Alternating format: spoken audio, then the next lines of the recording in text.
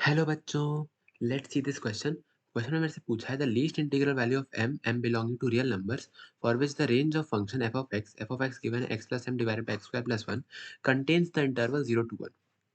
तो सोल्यूशन की तरफ चलते हैं और हम लोग मान लेते हैं कि हम लोग मान लेते हैं let y is equals to x plus m divided by x square plus 1। अब इसको आगे बढ़ेंगे इसको लेके, तो ये मेरा हो जाएगा y x square plus Y is equals to X plus M. अगर हम एक इसको x में क्वाड्रेटिक बनाने का कोशिश करें तो मेरा हो जाएगा एक्स स्क्वायर और इसका कोएफिशिएंट y, फिर माइनस एक्स, फिर आ जाएगा प्लस वाई माइनस एम। ये बन जाएगा x में क्वाड्रेटिक। अब हम लोग जानते हैं कि जो मेरा x है वो रियल नंबर को बिलोंग करेगा, क्योंकि यहाँ पे तो x ये एफ ऑफ एक्स अगर ध्यान से देखें तो x का तो कोई ऐसा वैल्यू नहीं है जहाँ पे एफ ऑफ एक्स मेरा अनडिफाइंड हो। ये तो पूरा कॉन्टिन्यूअस फंक्शन है, तो मेरा x बिलोंगिंग टू r होना चाहिए, हम यहाँ पे बोल सकते हैं। तो बेसिकली ये जो मेरा क्वाड्रेटिक बना है यहाँ पे एक्स स्क्वायर में, इसका जो डिस्क्रिमिनेंट होना चाहिए वो ग्रेटर देन या इक्वल्स टू 0 होना चाहिए। ऐसा क्यों? क्योंकि x belong to real number है, यानी कि इसका रूट्स रियल होना चाहिए। तो हम यहाँ पे बोल सकते हैं कि discriminant greater than equals to 0।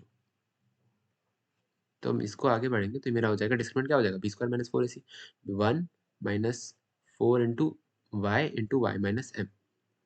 ये मेरा होना चाहिए ग्रेटर देन और इक्वल्स टू 0। अब हम इसको आगे लिख सकते हैं -4y² plus 4my plus 1 greater than equals to 0। हम एक बार इसको राइट हैंड साइड लेके चले जाएंगे तो हो जाएगा 4y² minus 4my minus 1 less than equals to 0। अब हम लोग मान लेते हैं ऐसे करके मान लेते हैं कि g ऑफ y मेरा है 4y² माइनस 4my माइनस 1। तो बेसिकली मेरा क्या यहाँ पे क्या है, g of y less than equal to 0 होना चाहिए, तभी मेरा ये कंडीशन सेटिस्फाई होगा। मतलब ये वाला condition x belong to real number तभी मेरा सेटिस्फाई होगा जब g of y less than equal to 0 आएगा, जैसे यहाँ पे हम लोग माने हैं। अब हम देखें कि g ऑफ 0 मेरा कितना है।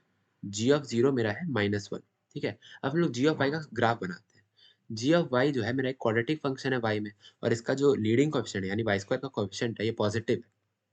तो ये जो ग्राफ होगा इसका ये अपवर्ड फेसिंग पैराबोला होगा, यानी कि ये अगर मेरा x एक्सिस है, हम y एक्सिस नहीं बना रहे हैं, यदि ये मेरा x एक्सिस है और अगर हम ग्राफ बनाएं तो अपवर्ड फेसिंग पैराबोला होगा, यानी कुछ ऐसा ग्राफ होगा, या फिर ऐसा भी हो सकता है।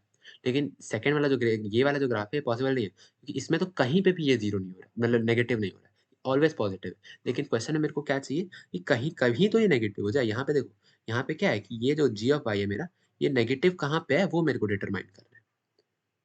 तो ये मेरा ग्राफ जो होना चाहिए कुछ ऐसा होना चाहिए, और एफ ऑफ 0 जो मेरा आया यानी कि 0 पे -1 आ गया। इसको ग्राफ को हम दोबारा बना देते हैं। ये वाला पॉइंट मेरा है 0, -1।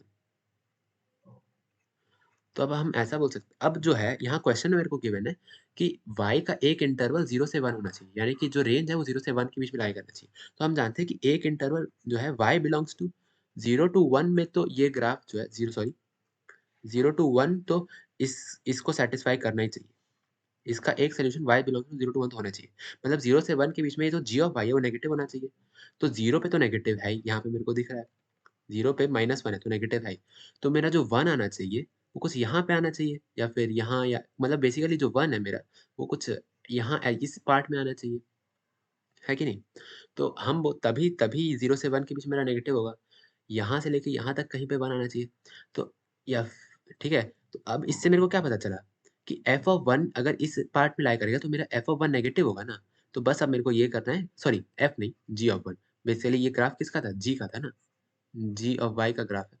तो जो मेरा होना चाहिए g ऑफ 1 यानी कि यहाँ पे ये वाला पॉइंट ये नीचे आना चाहिए। यहाँ पे 1 तो हो नहीं सकता है ना, यहाँ पे 1 हो जाएगा तो इस वाले पार्ट के लिए वो एक जो ये जो मेरा आया है सैटिस्फाई नहीं होगा। तो मेरा 1 जो है मेरा यहाँ पे होना चाहिए, यानी कि g ऑफ 1 मेरा नेगेटिव होना चाहिए, लेस देन और इक्वल्स टू 0। g ऑफ 1 मेरा लेस देन और इक्वल्स टू 0 होना चाहिए। तो g ऑफ 1 मेरा कितना हो जाएगा? 4 minus 4m minus 1, 3 minus 4m। तो 3 माइनस 4m मेरा होना चाहिए लेस देन इक्वल्स टू 0। तो हम यहाँ से लिख सकते हैं कि 4m मेरा होना चाहिए ग्रेटर देन इक्वल्स टू 3, यानी कि m मेरा होना चाहिए ग्रेटर देन इक्वल्स टू 3/4। तो ये मेरा m का रेंज आ गया। m मेरा 3/4 यानी 0.75 से इक्वल या बड़ा होना चाहिए। तो जो least integral value of m हो जाएगा वो क्या हो जाएगा? 1 हो जाएगा क्योंकि 1 ही वो इंटीजर है जो 3/4 से जस्ट बड़ा है। तो हम यहाँ पे लिख सकते हैं कि इस आंसर जो होना चाहिए मेरा वो होना चाहिए 1।